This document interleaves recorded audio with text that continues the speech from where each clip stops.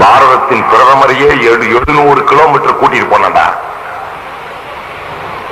ஏன் இந்த தமிழகத்தை ஆளுகின்ற முதல்வரே 12 ஆண்டு காலம் என்னுடைய கருத்துக்களை கேட்டு என் காலடியில் கிடந்தவர் தானே. அவரே சட்டமன்றத்தில் ஒத்திருக்கிறார். நவம்பர் மாதம் 1978ஆம் ஆண்டு 8ஆம் தேதி நடந்த சட்டமன்ற நிகழ்ச்சி புத்தகத்தை எப்ப வேணா தமிழ்நாடு அரசு பத்திரிகைக்கு எழுதினீங்கன்னா அவன் அனுப்புறான், வாங்கி பாருங்க. அவனே ஒத்திருக்கிறானே. நாங்க எதுக்கு வரமா போயிட்டோம்? இந்துக்கள் மீது எங்களுக்கு காழ்ப்புணர்வா? நிச்சயமாக கிடையாது. நாங்கள் இந்தியாவில் இருக்கின்ற தமிழகத்தில் இருக்கின்ற தமிழர்களோடு இன உணர்வோடு தான் நடந்து கொண்டிருக்கிறோம். எங்களுக்கு போய் ஒரு கோயில்ல ரகல விடணும்னோ சண்டை போடணும்னோ அவசியமும் கிடையாது. எங்க மார்க்கத்துல அனுமதியும் கிடையாது. எங்க வயர்களுக்கே களிமா கண்டா பாதிப்பா எந்திரிச்சு ஓடிவோம். நாங்க எதுனா போய் இன்னொருத்தருக்கு சொல்லி தர போறோம்? 5ஆம் களிமா சொல்லுன்னு சொன்னா மைக் செட்டுக்கார முதல் கொண்டு இருக்க மாட்டான். எங்க நிலைமையே ராவுத்திரே கொக்கா பறந்துட்டு இருக்காரு. குதிரைக்கு எங்க இருந்தா கோல் மார்பா கடைக்கு போகுது.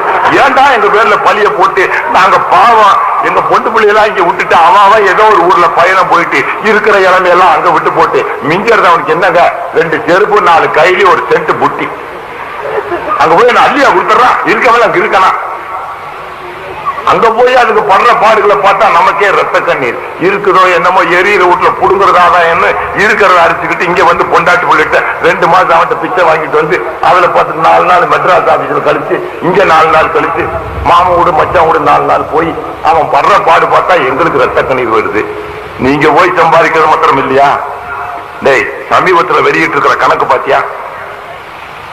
நாங்க மாத்திரமா போய் அரபு நாட்டுல சம்பாதிச்சுட்டு வரோம். சமீபத்தில் வெளியிட்டிருக்கிற கணக்குப்படி இந்தியா விட்டு வெளியே செல்கிறவர்களில் 69% முஸ்லிம் அல்லாதவர்கள், அதில் 12% கிறிஸ்துவர்கள்.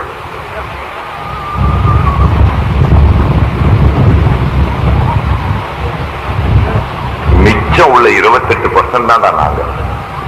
ஏன்டா இப்படி ஊரை போய் கொள்ளையடிச்சுக்கிட்டு எங்க பேர்ல பழிய சொல்லிட்டு எங்க வயக பதில் சொல்ல முடியாதுங்கிறதுனால பேசுறதுக்கு இங்க ஆள் இல்லாதனால 4 நாய்ங்க வந்து ஏசிட்டு போறீங்களே, நாங்க என்ன தப்பு பண்ணோம்? அப்படி என்ன நீங்க என்ன பெரிய புத்தன் ஆயிட்டீங்கன்னு கேட்கிறோம்.